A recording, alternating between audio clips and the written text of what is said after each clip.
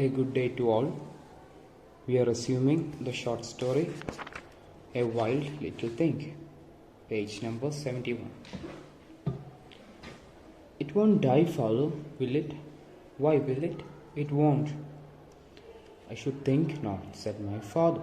So the children are asking their father whether the rabbit will die or will survive. So the father is saying, I don't think it will die. He is saying in a very optimistic manner, but even he is not sure about its survival. You know well enough it will. Haven't we had it all before? Said my mother. So the mother is saying, you know very well the rabbit is going to die because you have seen it before. They don't always die, said my father angrily. So the father is defending himself by saying that they don't die all the time. But my mother reminded him of other little wild animals he had brought, which had sulked and refused to leave, brought storms of tears and trouble into our house. So the father had brought many small animals before, and most of them had died. They have sulked. Sulked means animals refusing to adapt to domestic life, perhaps because they were unhappy at being moved from their natural habitat. So, a rabbit is a wild animal. It doesn't feel like being tamed or domesticated, so it will sulk away its life. It wants to die because it does not want to live in a domesticated habitat. So, most of the animals died like that. So the mother is saying the rabbit will also very likely die like that. Trouble fell on us. The little rabbit sat on our lap, unmoving, its eye wide and dark. We brought it milk, warm milk, and held it to its nose. So the rabbit was still not moving, and we, the children, gave the rabbit warm milk and put it near the nose. It sat as still as if it was far away, hidden in its hole. We wetted its mouth with drops of milk. It gave no sign, did not even shake off the wet white drops.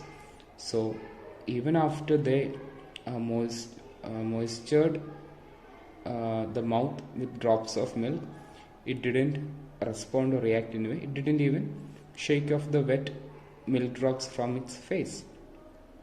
Somebody began to weep a few secret tears. So one of the siblings of D.H. Lawrence started crying.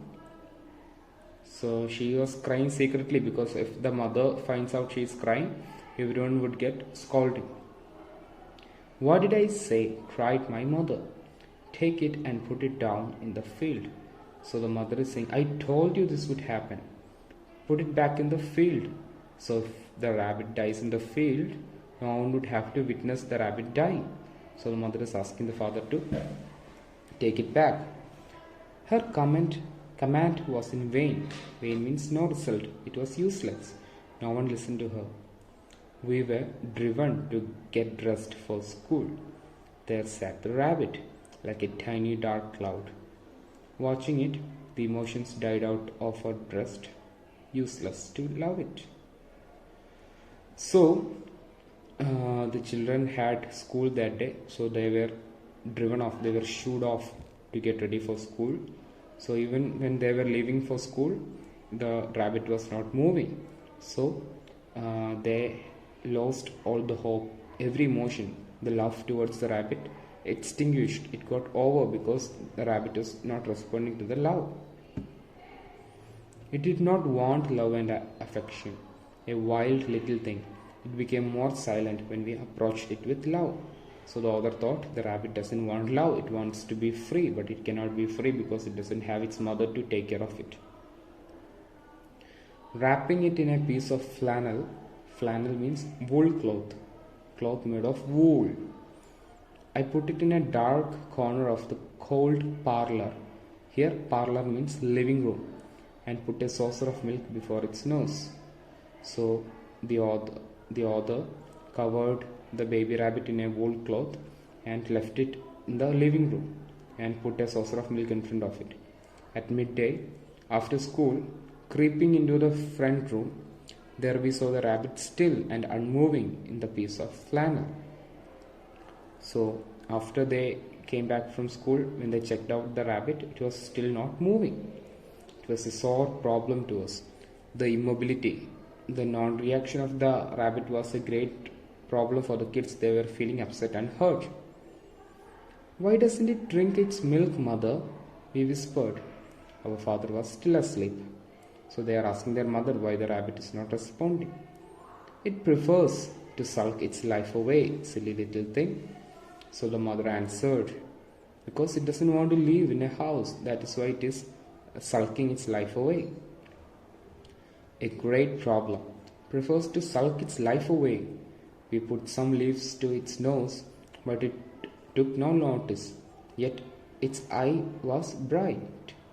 So then they gave some leaves to the rabbit. But the rabbit didn't even acknowledge it, notice it. But there was something different with the eyes of the rabbit. It was starting to get brighter, like it looked more alive.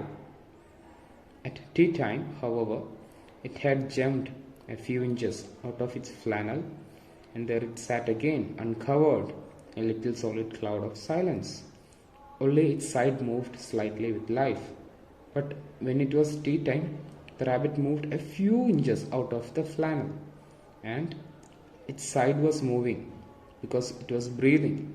When we breathe also, our chest expand and contract, right? Just like that, the side of the rabbit was moving. Darkness came, my father set off to work. So the father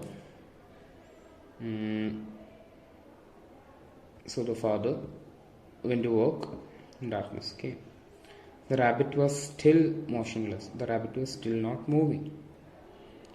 Despair was coming over the sisters. Despair means absence of hope. They felt hopeless about the rabbit. The sisters were losing hope. A threat of tears before bedtime. Clouds of my mother's anger gathered as she murmured against my father. So mother was angry because if the rabbit dies, the children will cry, and she has to take care of the children. She has to manage the sadness because the father is out working. So she is very angry. She has to deal with all this. Once more, the rabbit was wrapped in the old flannel, but now it was carried into the scullery and put under the copper fireplace so that it might imagine itself inside a hole. So the rabbit was covered inside the flannel again. It was taken to the scullery and it was put inside a fireplace. The fireplace is not being used, but it is dark. Okay, so it will think it's inside a hole. The saucers were placed about 4 or 5 and here and there on the floor, so that if the little creature should chance to jump about, it could not fail to come upon some food.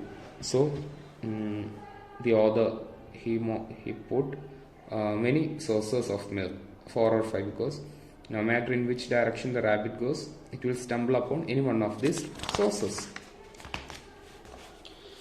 After this, my mother was allowed to take from the scullery what she wanted, and then she was forbidden to open the door. So the mother was allowed to take this important necessary things from the scullery, and she was forbidden. Forbidden means not allowed to open the door, because if she keeps on opening the door, the rabbit will feel interrupted or disturbed, and it will feel threatened, so it will not feel home. When morning came and it was light, I went downstairs. Opening the scullery door, I heard a slight movement. Then I saw drops of milk all over the floor, and there was the rabbit, the tops of his ears showing behind a pair of boots. So when the author went into the scullery to check upon the rabbit, there was milk all over the floor, which indicates that the rabbit was moving, and the rabbit was visible behind the boot. Its ears were very up, very energetic. He sat bright-eyed, moving his nose and looking at me while not looking at me.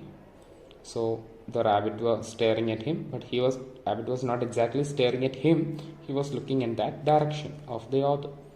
He was alive, very much alive. So the rabbit is alive. "Father!" My father stopped at the door. "Father, the rabbit's alive." "Of course," he said. "Mind how you going." So The children are so happy. They called their father and said, "Look, the rabbit's alive."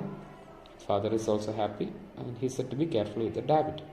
By evening, however, the little creature was tame, quite tame.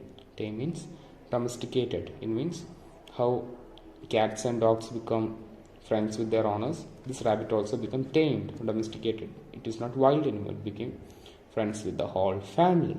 So the little baby rabbit survived and it liked the new family. So this is the end of this story. Okay, thank you.